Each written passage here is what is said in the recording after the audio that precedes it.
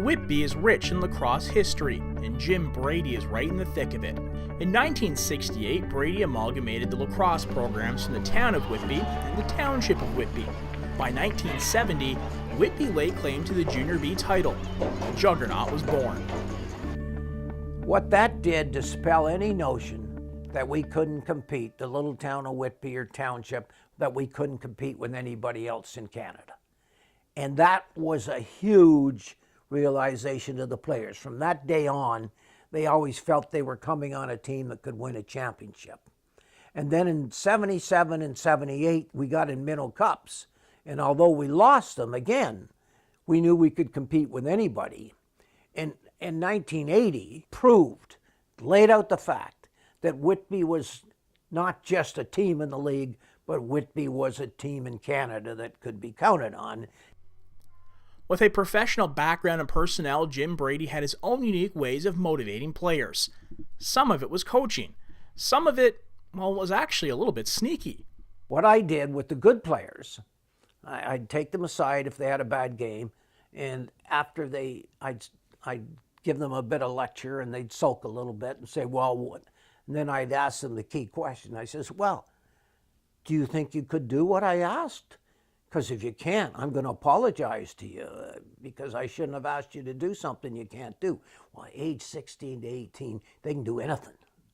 So the arguments usually ended there, and I'd walk out a winner because the player would never admit he couldn't do what I asked him.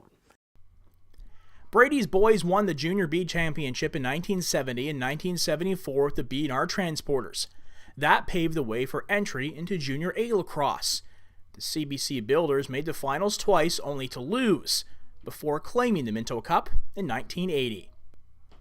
Success has followed Jim Brady with the Minto Cup and Junior B titles in Whitby and more glory in St. Catharines. But ever humble, he attributes the glory to his players and their winning spirit. The type of players I got put up with things that they would never have put up in minor and had never heard of before because they wanted to be winners. And if you can get that winning attitude in, then you can become a great coach, all right? Jim Brady, truly deserving of his spot in the Canadian and Ontario Lacrosse Halls of Fame, and now Whitby. But just don't ask him why. I am the losingest living coach in lacrosse. Nobody else has lost more games than me.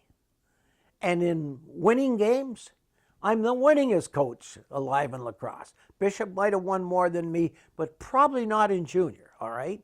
And so, you know, I don't get carried away with the fact that I'm I won so many games and championships, because if anybody else just looked at the losing record, they say, how the heck can a guy lose that many games?